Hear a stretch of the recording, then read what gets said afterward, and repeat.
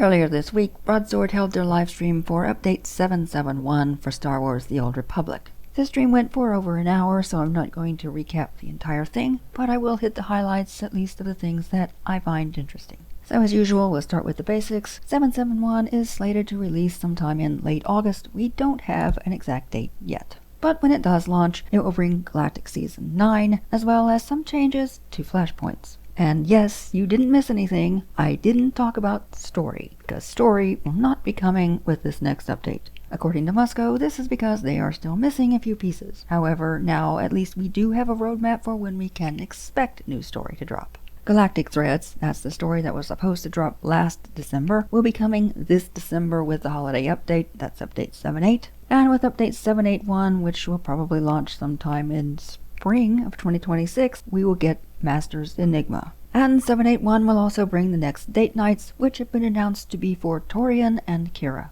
And that was it for the story updates. We didn't get any new information about the story or what the date nights might look like. But of course, this is a .1 update, so there will be a new Galactic Season 9. This one is called the Flashpoint Resurgence, so I suppose you can guess what this season's focus is going to be: flashpoints. Sounds like it's going to work very similar to last season, only with flashpoints. You'll be able to use the Zerka combat enhancers like you could last season. In fact, the same ones will be available, but they're also adding a couple of new ones.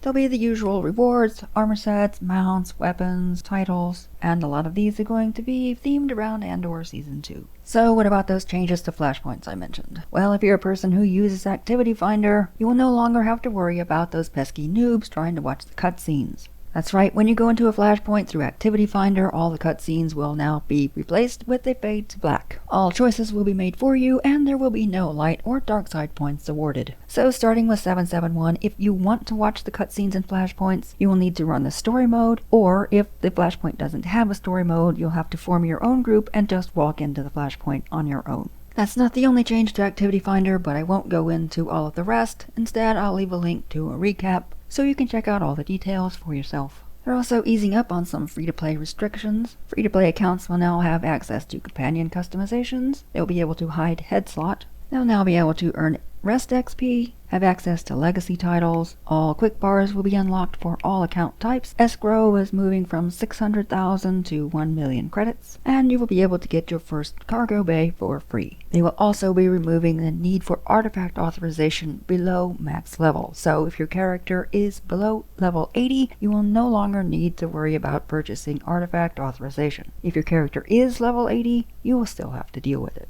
All changes for the better.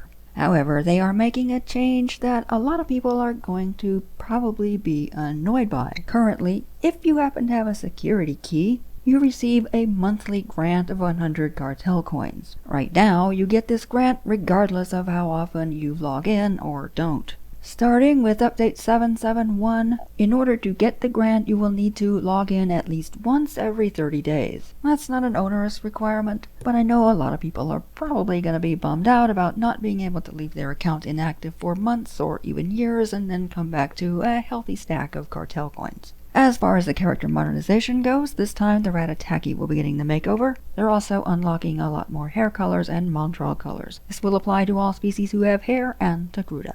Oh, there you go. There's a few highlights that interested me from the live stream. I'm a little disappointed that we won't be getting any new story until December. That will make a year since we've had any new story, and that's kind of a bummer. But let us know what you think in the comments. If you watched it, what were you most excited for? Or conversely, what were you most upset about?